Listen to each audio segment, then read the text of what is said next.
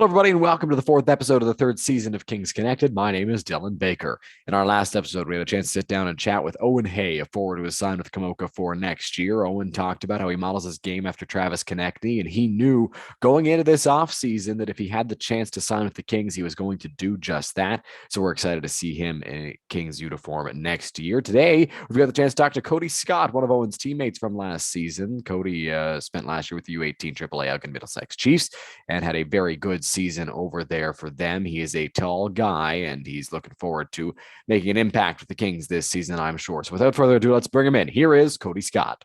Joining me now is Codi Scott, a forward who is signed with the Kamoka Kings for next season. Cody, how are you today? Good. How are you? Thanks. Not too bad. Let's get things going. As you look back on your time in minor hockey, your experience with the Chiefs last year, Brantford 99ers before that, what memories can you take away from that time? Oh, lots of great kids I've played with over the years.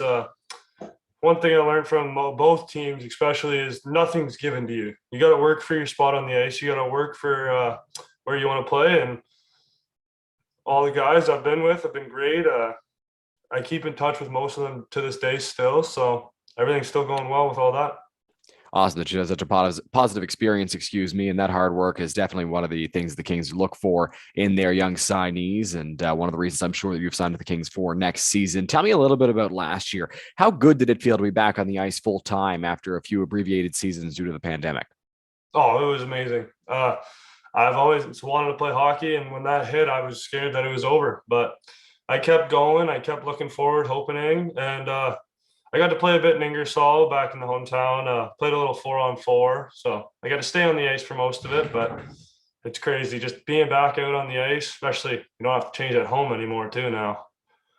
Yeah, so glad that you were able to stay on the ice in the pandemic abbreviated season, despite the fact you couldn't really play as competitive of hockey as I'm sure you would have liked to. You played a game in the GOJHL last year as an AP with Stratford, and you scored 2 goals in that game. What was that moment like? And do you feel that having played a game in the GOJHL will help you as you make the transition there full time next year? I think it will. I think especially the experience that Waterloo team. They did well this year in the playoffs too. Went a little farther than Stratford did, but like I said, it's amazing, and I didn't even know the goals went in. It just felt like a dream. First one, lucky out front, went up, scored. I looked at my buddy Wyatt, played with him, and I just looked at him. I was like, wow. It's And the awesome. second one, same thing. Just looked at everyone and said, wow. I couldn't believe it. I had a bunch of people come out and support me too, and glad to come home smiling with a puck in my hand. That probably felt pretty wild being out there first GOJHL game and you score not 1 but 2 goals. So awesome that you had that chance last season with Stratford. As we mentioned earlier, you signed with the Kings for next season. How did you come to that decision? Well, I didn't end up going to many camps, but I did reach out to teams. Some reached out to me. I had a few cards waiting, but Kamoka's always been a nice spot for me, especially playing for the Chiefs. And Roop's such a nice guy. They just welcomed me back and welcomed me in. Sorry, but yeah. Nice. As you move to the Kings for next season, I know it's been a short amount of time that you've had a chance to spend with the organization so far, but what have your first impressions been of the team? Oh, they're well organized. Very, very nice group of guys.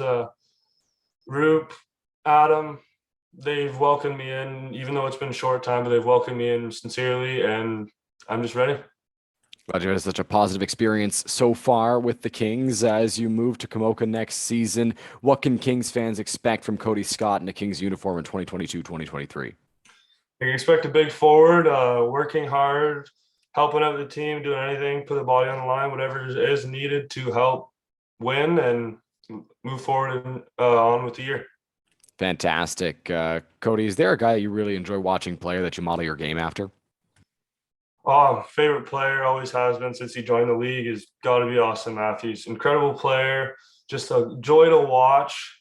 I like to play like him, do much as I can. Like his shot, try to get the same shot in a way, and big guy too that can play physical when he needs and play passive when he needs. Just smart overall player.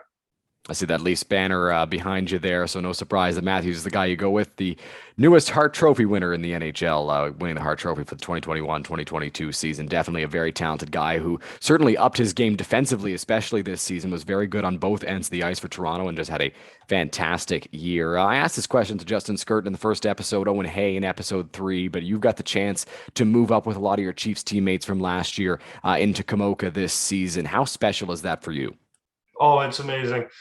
It's like going to a new house with people you already know. It's like moving in with another family, but it'll be great. I got a lot of chemistry with those two. They're very supportive, outgoing, very nice guys, and played with them a little bit. See what happens this year with them. Fantastic. I know Owen mentioned the chemistry as well in his episode. It's certainly going to be a valuable piece that you guys will have next season, playing with each other once again in Kamoka. What did you learn from your coaches last year, Cody? And what do you think that Kings head coach Adam Casey and his staff can bring to your game this year? Well, one of the biggest things you learn, everyone learns it as they go on, is you got to work hard. On, off the ice, commitment is huge. And you got to be a nice guy. You got to be pleasant to your teammates. You got to be nice off. You got to represent yourself well. And everywhere you go, you're representing your team. So you got to represent well. And I think there's a lot that I could work on. And I think Adam will help me get there. And he seems like a great guy, and I'm ready to play. Glad you had some valuable lessons taught over your time minor hockey, especially last year. Final question for you. What have you been doing throughout the offseason to get yourself ready for next year? I do a lot of at-home workouts. Got myself a new little gym in the basement, all ready to go. And I play baseball too. So I'm out there once a week, 3 times a week, depending on the schedule. But we always have a lot of fun, and it's getting out. Exercise is the main thing. Nice. Well, we're looking forward to seeing you in a Kings uniform next year. Thanks so much for doing this, Cody. Yeah, thank you.